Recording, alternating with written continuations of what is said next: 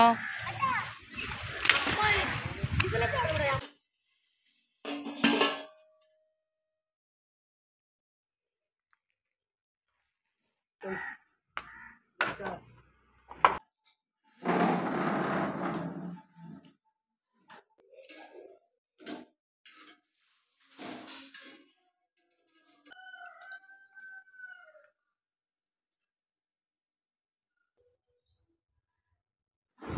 Hello all, welcome to Saritha Vinu lifestyle.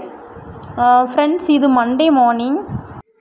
Friends, நம்ம சேனலில் பார்த்தீங்கன்னா என்னோடய லைஃப் ஸ்டைல் ரொட்டீன் வீடியோ தான் உங்கள் கூட ஷேர் பண்ணிகிட்ருக்கிறேன். இந்த மாதிரி வீடியோஸ் பார்க்கணும் அப்படின்னா நம்ம சேனலை சப்ஸ்கிரைப் பண்ணி வச்சுக்கோங்க. ஃப்ரெண்ட்ஸ், இந்த நாள் பார்த்திங்கன்னா நமக்கு போரிங்காக போச்சுதா இல்லை ஜாலியாக இருந்துச்சுதா, இந்த நாளையில் என்னெல்லாம் பண்ணணும், சுறுசுறுப்பாக பண்ணணுமா இல்லை சோம்பேறித்தனமாக வேலைகள்லாம் செஞ்சோமா அப்படிங்கிறத பார்க்கலாம். இன்றைக்கி பார்த்திங்கன்னா மார்னிங் ஒரு 10 o'clock போல் தான் நான் வந்து ரைஸ் வைக்க ஆரம்பித்தேன். மழை டைம் வரும்போது மட்டும்தான் வீட்டுக்குள்ளே கேஸில் வைப்பேன், இல்லைனா வெளியே விறகடுப்பில் தான் நான் கண்டினியூவாக பொங்குவேன். ஆனால் இப்போ இடையில கொஞ்ச நாள் முன்னாடி மழை வந்து பார்த்திங்களா, அப்போவே வீட்டுக்குள்ளே கேஸில் வைக்க ஆரம்பிச்சிட்டேன். அப்போ வந்து அதுவே எனக்கு அப்படி பழக்கமாயிட்டு, சொகுசாக இருந்து பழகிட்டு, அதனால் வெளியே விறகடுப்பில் பொங்குறதுக்கு மடியாக இருக்குது. நம்ம பழையது மாதிரி விறகடுப்பில் கண்டினியூ பண்ணணும் அப்படின்னு சொல்லிட்டு விறவெல்லாம் பறக்கி போட்டிருக்கேன். அதனால் ரைஸுக்கும் அடுப்பில் வச்சாச்சு. ரைஸ் அடுப்பில் இருந்து வெந்துட்டுருக்குது. நெக்ஸ்ட் வேலை என்னன்னு பார்க்கலாம். வெளியே எப்படி ஹாயாக ரிலாக்ஸாக உட்காந்துருந்தேன். அப்புறம் பார்த்திங்கன்னா அந்த டைமில் அந்த ஆக்கருக்கெல்லாம் போடுவாங்க பார்த்திங்களா, நம்ம வீட்டில் உள்ள பழைய பொருள் அந்த மாதிரி ஆக்கருக்கு போட்டு நம்ம எவ்வளோக்கு போடுறோமோ அதுக்கு நமக்கு ஒரு அமௌண்ட்டு தருவாங்க. நான் வந்து ஏற்கனவே இந்த எண்ணெய்க்காக தேங்காய் வந்து ஆட்டியிருந்தேன். அதில் உள்ள சிரட்டெல்லாம் நம்மகிட்ட வந்து நிறைய இருக்குது. அதெல்லாம் நம்ம ஆக்கருக்கு போட்டோன்னா நம்மளுக்கு அதில் காசு வரும்.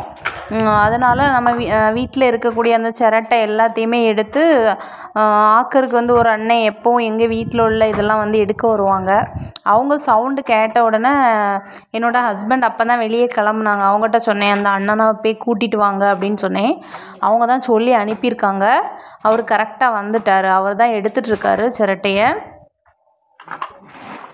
நான் வந்து அந்த இது எல்லாத்தையுமே ஆக்கருக்கு போடும்போது ஒவ்வொரு இதையும் வந்து நான் மொபைலில் வீடியோ எடுத்துகிட்டே இருந்தேன்ல, அவர் லாஸ்ட்டில் கேட்கவும் செய்துட்டார். எதுக்காக நீங்கள் எல்லாத்தையும் செல்லில் எடுத்துகிட்ருக்கீங்க அப்படின்னு லாஸ்ட்டில் கேட்கவும் செய்துட்டார் பார்த்துக்கோங்க. இந்த சிரட்டையை வந்து பார்த்திங்கன்னா எண்ணி தான் எடுப்பாங்க, எத்தனை ஜோடி இருக்குது அப்படின்னு எண்ணுவாங்க. எத்தனை ஜோடி இருக்குதுன்னு நம்ம இப்போ பார்க்கலாம். அந்த அண்ணனே சொல்லுவாங்க பாருங்கள். 70 70 70 ஜோடி இருந்துச்சு. அதாவது 140 சிரட்டை இருந்துச்சு. அதுக்கு எவ்வளோ தாராங்கன்னு நம்ம பார்க்கலாம். அதுக்கப்புறம் பார்த்திங்கன்னா அந்த சேரு ஏற்கனவே முறிஞ்சு போச்சின்னு சொன்னேன் பார்த்திங்களா, ஒத்த கால் இல்லை. இதையும் கொடுத்து இதுக்கு எவ்வளோ தரான்னு பார்க்கலாம். நான் வந்து எவ்வளோ ரூபாய்க்கு இதை கொடுக்கேன் அப்படின்னு எடுக்கேன், சும்மா யூடியூப்பில் போடுறது. ஒரு கால் முறிஞ்சு போச்சு, அதனால தான் உங்கள்கிட்ட போடுங்க. கையில் குத்திட்டோனே, பார்த்து எடுங்க. கையில் குத்திட்டோ.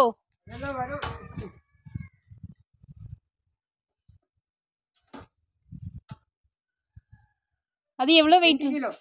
2 கிலோனா எவ்வளோ வரும்? 2 கிலோனா 1 கிலோ பிளாஸ்டிக் 15 ரூபா. அப்போ இது 30 ரூபாய்க்கு வருமோ? இதா? அது ஒன்றும் இல்லை, போடுங்க. ஒத்த கால் இல்லைல்ல. என்ன 42, இது 30, 72. மொத்தம் 72 ரூபாயா? 72 ரூபா சொன்னார். அந்த சேர் வந்து வாங்கும்போது எவ்வளோ தெரியுமா ஃப்ரெண்ட்ஸ்? 500 ரூபா. அதே இது ஒத்த கால் உடஞ்ச உடனே அதை கொடுக்கும்போது பார்த்திங்கன்னா வெறும் 30 ரூபா தந்திருக்காரு. அவர் என்ன செய்வார், 1 கிலோ பிளாஸ்டிக் வந்து 15 ரூபாவா? அப்போ 30 ரூபா தானே கிடைக்கும். சரி, கிடைச்ச வரைக்கும் நமக்கு லாபம். மொத்தம் 72 ரூபாய்க்கு பதிலாக நமக்கு 75 ரூபா தந்திருக்காரு. நல்ல மனுஷனாக இருக்கார். 3 ரூபா கூட தான் தந்திருக்காரு. நம்ம ரைஸ் அடுப்பில் இருக்கும்போதே நம்ம வந்து ஒரு வியாபாரத்தை முடிச்சாச்சு. அடுத்து வீட்டுக்குள்ளே போய் நம்ம குழம்பு வைக்கலாம். கேஸ் அடுப்பில் தான் குழம்பு வைக்கணும், அதை பார்க்கலாம். அப்புறம் கிச்சனை பார்த்திங்கன்னா பாத்திரம் எல்லாமே கழுவி வச்சாச்சு தண்ணி வடிகிறதுக்கு. அப்புறம் மீன் வாங்கி அந்த மண் சட்டியில் போட்டிருக்கிறேன். இனி கழுவி குழம்பு வைக்கணும். அப்புறம் இது என்னன்னு பார்த்திங்கன்னா, நம்ம இதுக்கு முன்னாடி தேங்காயெல்லாம் சீவி எண்ணெய் ஆட்டினோம் பார்த்திங்களா, இது அதில் உள்ள லாஸ்ட்டு கழிவுன்னு சொல்லுவாங்கள்ல, அது கீழே அடியில் நிறைய படிஞ்சிருக்கு பார்த்திங்களா. அது நம்ம ஒரு துணியில் வச்சு அதை புழிஞ்சு எடுக்கணும். அப்போ அந்த எண்ணெயை தனியாக நல்ல எண்ணெயை மட்டும் பிரித்து எடுத்துட்டு அந்த இதை நம்ம வேஸ்ட்டு தூர போட்டுடலாம். அப்புறம் பக்கத்தில் என்ன பானையில் இருக்குது பார்த்திங்களா, இதில் தான் நான் அவ்வளோ எண்ணெயை எடுத்து வச்சுருக்கிறேன். கிட்டத்தட்ட ஒரு 6 லிட்டருக்கு மேலே இருக்கும் பார்த்துக்கோங்க. இந்த எண்ணெய் இந்த தடவை இந்த கலரில் ஆகிட்டு. அது எதனால் அப்படின்னா, நான் எண்ணெய்க்கு தேங்காவை சீவி போட்டிருக்கும்போது மழை வந்துட்டு பார்த்துக்கோங்க. மழை வந்ததுனால நம்ம தட்டில் வெயிலில் காய வைக்க முடியாது பார்த்திங்களா, அதனால் வீட்டுக்குள்ளே ஃபேனில் தான் காய போட்டது. அது கொஞ்சம் அப்படி கலர் சேஞ்ச் ஆகிட்டு, அதனால தான் நமக்கு ஆட்டும் போதும் எண்ணெய்க்கு கலரும் சேஞ்ச் ஆகிட்டு பார்த்துக்கோங்க. மற்றபடி ஒன்றும் இல்லை. இல்லைன்னா எண்ணெய் அப்படி லைட் கலரில் தெளிஞ்சால இருக்கும். இந்த தடவை தான் கொஞ்சம் கலர் சேஞ்ச் ஆகிட்டு, பரவாயில்ல இருக்கட்டும். அப்புறம் இந்த எண்ணெயை நம்ம தெளிஞ்ச உடனே கோரி அதை தனியாக வச்சு சூடு பண்ணி வைக்கணும் பார்த்துக்கோங்க. சூடு பண்ணதுன்னா கொதிக்க விடக்கூடாது, நல்லா சூடு பண்ணி வச்சாதான் அந்த எண்ணெய் கெட்டு போகாது. அதுக்கப்புறம் பார்த்திங்கன்னா, சால மீன் வாங்கி வச்சுருக்கேன்ல, இதை நம்ம குழம்பு வைக்கணும். குழம்பு வச்சுட்டு இதை நான் எண்ணெயெல்லாம் இப்போ அதிகமாக யூஸ் பண்ணாமல் அவிக்க தான் செய்கிறேன் மீன் வாங்கினா. ஏன்னா ஆயில் ரொம்ப யூஸ் பண்ணக்கூடாது அப்படிங்கிறதுக்காக, ஒரு ஹெல்த்துக்காண்டி இந்த மாதிரி ஒரு சின்ன சின்ன விஷயத்த நம்ம அட்ஜஸ்ட் பண்ணோம் அப்படின்னா ரொம்ப நல்லது. அதனால் சால மீனை பொரிக்காமல் அந்த கொஞ்சம் சாலைனாலும் ஒரு சின்ன மண் சட்டியில் வச்சு நான் அவிக்கிறேன். இந்த முருங்கைக்காய் நம்ம வீட்டில் உள்ளது தான். ஒரே ஒரு தக்காளி தான் இருக்குது. அவிக்கிறதுக்கு பாதி தக்காளி, குழம்புக்கு பாதி தக்காளி, அதுக்கப்புறம் மிளகாயும் வெட்டி வச்சுருக்கிறேன். முருங்கைக்காயும் அவிக்கிறதுக்கும் பாதி முருங்கைக்காய் போட்டுட்டு குழம்புக்கும் முருங்கைக்காயை போடும்போது பார்த்திங்கன்னா ரொம்ப டேஸ்ட்டாக இருக்கும் குழம்பு. அவிக்கக்கூடிய மீனை முருங்கைக்காய் போடும்போது ரொம்ப டேஸ்ட்டாக இருக்கும். மாங்காய் போட்டாலும் ரொம்ப டேஸ்ட்டாக இருக்கும். ஆனால் என்கிட்ட மாங்காய் இல்லை, அதனால நம்ம இருக்கிறத போட்டு குழம்பு வச்சுருவோம். அடுத்து குழம்பெல்லாம் வச்சு சாப்பிட்டு எடுத்துகிட்டு நம்ம அடுத்த பிளான் என்னென்னு பார்த்திங்கன்னா, இன்றைக்கி ஆற்றுக்கு குளிக்க போகலாம் அப்படின்னு பிளான் பண்ணியிருக்கோம். வாஷிங் மிஷினில் தான் துணியை போடணும் அப்படின்னு நினச்சேன். ஆனால் இன்றைக்கி அந்த கரண்ட்டை நம்ம மிச்சப்படுத்துவோம். அதனால் அந்த துணியெல்லாம் ஆற்றுல கொண்டு நல்லா துவச்சி அங்கேயே நல்லா குளிச்சுட்டு வந்துடலாம். வாங்க ஆற்றுக்கு போவோம். இதுதான் மயிலாடி ஆறு. இங்கே நிறைய குட்டி பிள்ளைங்கள்லாம் குளிச்சுட்ருக்காங்க பார்த்திங்களா. நான் குளிச்சாச்சு. இந்த பக்கெட்டில் துணி இருக்குது பார்த்திங்களா, இவ்வளோ துணியும் நான் துவச்சி குளித்து எடுத்து அதுக்கப்புறம் தான் வீடியோ எடுக்க ஆரம்பித்தேன். அதில் குளிச்சுட்ருக்க குட்டி பையன்லாம் எங்கள் வீட்டு பக்கத்தில் உள்ள பையன்தான், என் பையனோட ஃப்ரெண்டு. ஸ்கூல் போயிட்டு அப்படியே குளித்து சாடி சாடி குளிச்சுட்ருக்கானுங்க. நல்ல நீச்சல் வேறு படிச்சுட்டானுங்கப்பா. அப்புறம் இது ஆற்று பக்கத்துலேயே உள்ள ஒரு பிள்ளையார் கோயில் இருக்குது பார்த்துக்கோங்க. நான் எப்போவுமே ஆற்றுக்கு வந்தேன்னா குளிச்சுட்டு உள்ளே போய் அந்த அரச மரத்தை சுற்றி பிள்ளையாரையும் சுற்றி கும்பிட்டுக்கிட்டு திருநீறு குங்குமம்லாம் வச்சுட்டு தான் வீட்டுக்கு வருவோம். என் பிள்ளைங்க ஸ்கூல்லேருந்து வரக்கூடிய டைம் ஆகிடுச்சு. அதனால் நான் துணி துவைக்க லேட் ஆகிடுச்சின்னு சொல்லிவிட்டு ஹஸ்பண்ட் விட்டுட்டு அவங்க குளிச்சுட்டு வீட்டுக்கு போயிட்டாங்க. பிள்ளைங்கள வீட்டில் நிறுத்திட்டு அதுக்கப்புறம் கூப்பிட வந்தாங்க. அப்புறம் நான் பைக்கில் அவங்க கூட வீட்டுக்கு வந்துட்டேன். ஆனால் துணியை காயப்போட மறந்துட்டேன் பார்த்துக்கோங்க. அப்புறம் ரொம்ப இருட்டினதுக்கப்புறம் தான் பார்க்கேன் துணியை காய போடலை. ஒரு 6:30-7 மணி இருக்கும். அதுக்கப்புறம் வெளியே காய போட்டுட்டு போனேன்.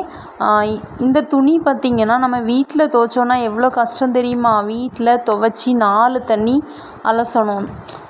அது எவ்வளோ கஷ்டம். அதே இது நம்ம ஆற்றுல துணி துவைச்சோம் அப்படின்னா ஈஸியாக அலசிடலாம். 4 முக்குனா போதும், துவைச்சிட்டு ஈஸியாக அலசிட்டு வந்துடலாம். வீட்டில் துவைக்கிறத விட ஆற்றுல துவைக்கிறது ரொம்ப ஈஸி.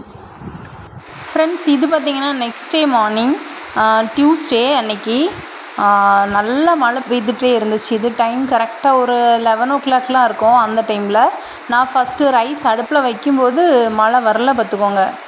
சரி நம்ம வெளியே வச்சு பொங்குவோம் அப்படின்னு சொல்லிட்டு அடுப்பில் வச்சுட்டேன். அதுக்கப்புறம் பார்த்திங்கன்னா திடீர்னு நல்ல மழை பெய்தது. ஆனாலும் நான் அந்த அடுப்புலேயே ரைஸை பொங்கிட்டேன். எவ்வளோ அழகாக அந்த மழையில் தீ எரியுதுன்னு பாருங்கள்.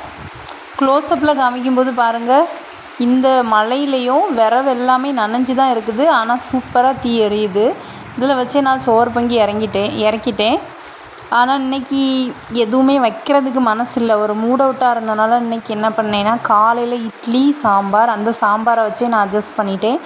அதுக்கப்புறம் பிரண்டை துவையலும் புளி தண்ணியும் வச்சுருந்தேன் அன்றைக்கி.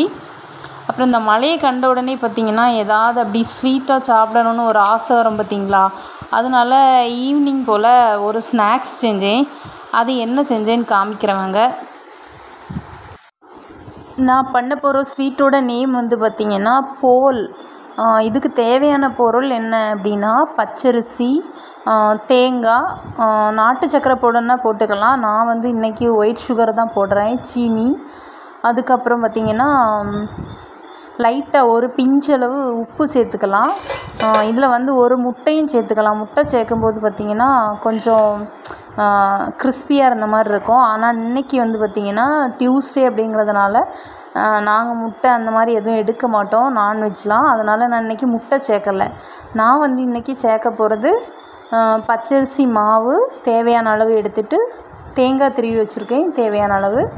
அதுக்கப்புறம் ஒயிட் சுகரும் போட்டுட்டு, அது கூட ஒரு பிஞ்சளவு உப்பும் சேர்த்து நல்லா தண்ணி ரொம்ப ஊற்றக்கூடாது. நமக்கு தேவையான அளவு நம்ம தட்டி அதை கையில் வச்சு தட்டி கல்லில் போடணும். அந்த அளவுக்கு முறுக்கு மாவெல்லாம் இருக்குது பார்த்திங்களா, அந்த பதத்துக்கு இதை பிசைஞ்சா போதும்.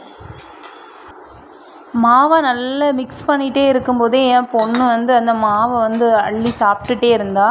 ஏன்னா இது டேஸ்ட்டாக இருக்கும் பார்த்துக்கோங்க. ஏன்னா பச்சரிசி, சீனி, தேங்காய் எல்லாம் போடும்போது சும்மாவே நம்ம விரசி திங்கலாம். ரொம்ப டேஸ்ட்டாக இருக்கும் பார்த்திங்களா. அதனால் அவங்க அள்ளி சாப்பிட்டுட்டே இருந்தாங்க என் பொண்ணு. அதுக்கப்புறம் பார்த்திங்கன்னா கையில் வச்சு நான் என்ன தட்டுறேன் பார்த்திங்களா, இப்படி ரவுண்டாக கரெக்டாக இதை சேவ் பண்ணி தான். இது வந்து ஈவினிங் ஸ்நாக்ஸுக்கு வந்து பார்த்திங்கன்னா ரொம்ப நல்லாயிருக்கும். அது மட்டும் இல்லை, இது வந்து ஈஸியாகவே நம்ம செஞ்சிடலாம்.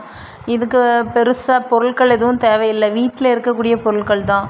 பச்சரிசி மாவு, தேங்காய் இதெல்லாமே நார்மலாக வீட்டில் இருக்கும். ஏதாவது சாப்பிடணும் போல் நமக்கு தோணுச்சு அப்படின்னா இதை ஈஸியாக நம்ம பண்ணிடலாம்.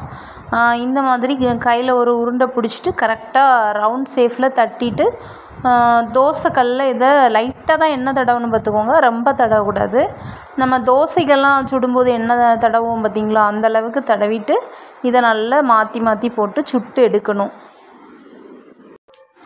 இப்போ தோசைக்கல்லில் நம்ம லைட்டாக எண்ணெய் தடவிட்டு நம்ம தட்டி வச்சுருந்த இது மாவெல்லாம் வந்து கல்லில் வந்து போட்டாச்சு. இதை மெதுவாக நம்ம கொஞ்சம் சிம்மிலே வச்சு சுடணும். ரொம்ப கூட்டி வச்சோம் அப்படின்னா கரிஞ்சிரும். இப்படி மாற்றி போட்டுகிட்டே இருக்கணும் பார்த்துக்கோங்க. நான் இப்போது லைட்டாக வெந்திருக்கு, நான் மாற்றி போடுறேன் பார்த்திங்களா. இதே மாதிரி மாற்றி நம்ம போட்டுட்டு கொஞ்சம் நல்லா வேகிறது வரைக்கும் போட்டு எடுக்கணும்.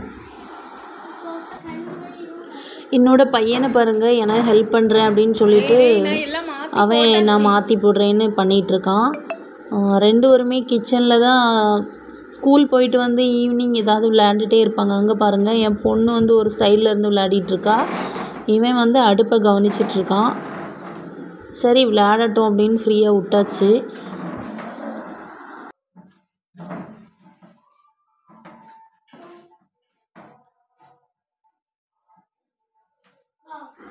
இந்த அளவுக்கு நமக்கு போல் வந்து வேகணும் பார்த்துக்கோங்க.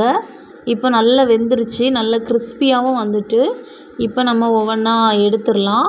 அதுக்கப்புறம் பார்த்திங்கன்னா அந்த தோசைக்கல்லில் வந்து நல்லா கரிஞ்சி இருக்கும் பார்த்திங்களா, அது எல்லாத்தையுமே நம்ம ஆப்பை எடுத்து கிண்டி க்ளீன் பண்ணி எடுத்துட்டு லைட்டாக ஆயில் அப்ளை பண்ணிவிட்டு தான் அடுத்தது நம்ம போடணும்.